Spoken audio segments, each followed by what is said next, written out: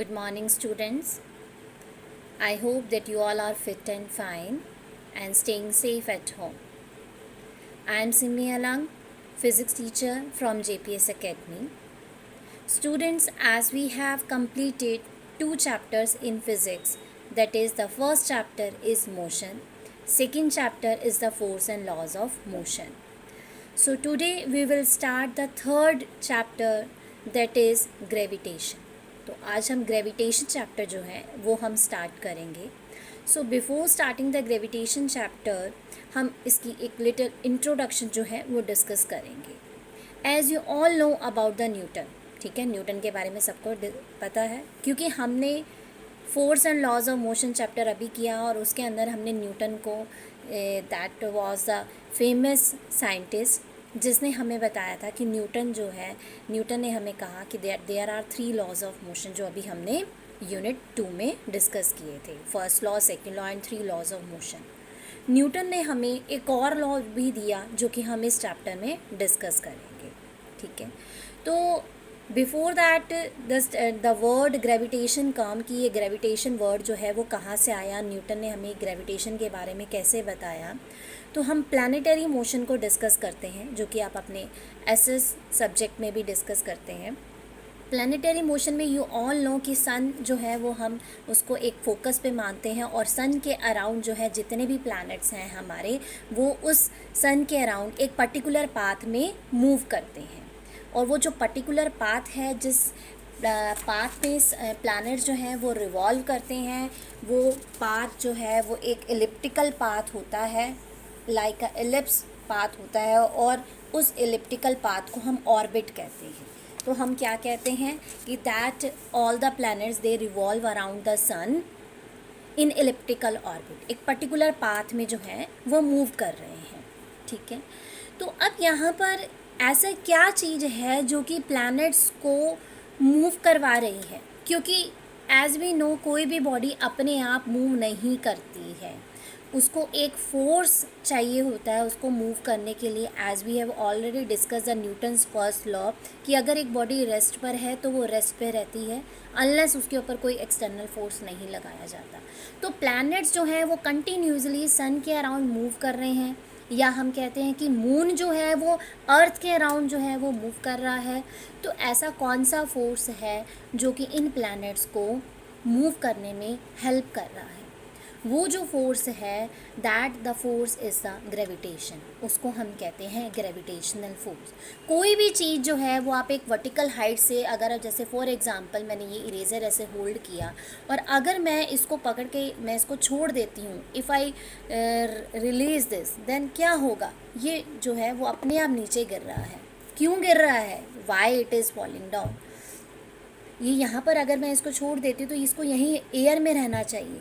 वो क्यों गिर रहा है? क्योंकि यहाँ पर जो अर्थ जो है वो उसे अट्रैक्ट कर रही है. यहाँ पर कौन सा फोर्स लग रहा है?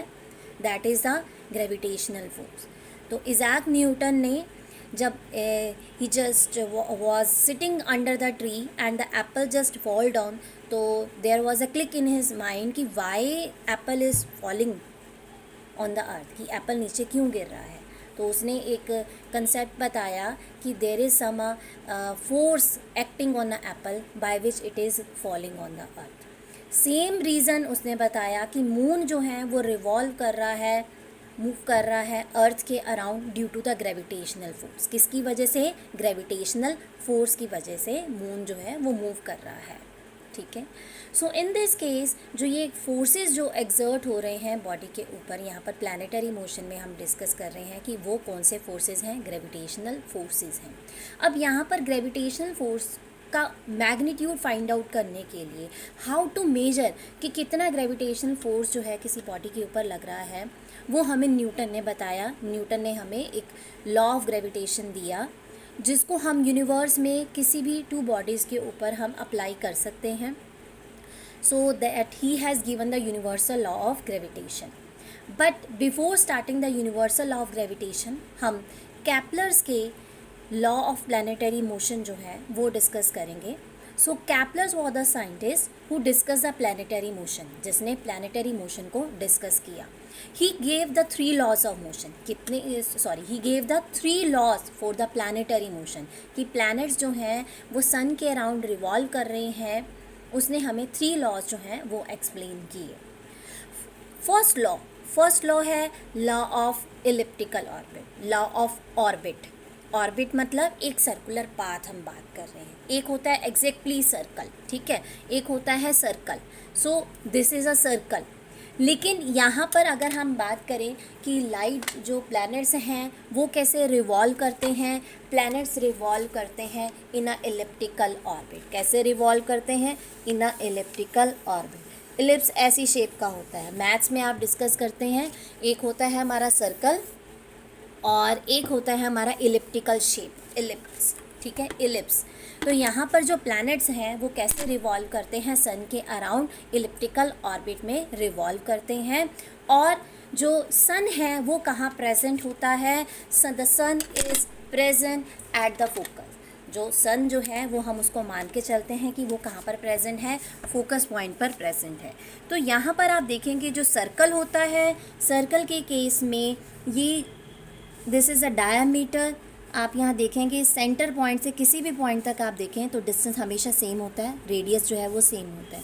लेकिन इलिप्स के केस में हम यहाँ देखेंगे कि एक मैं यहाँ पर एक्सिस ड्रॉ कर रही हूँ और एक ये एक्सिस ड्रॉ कर रही हूँ.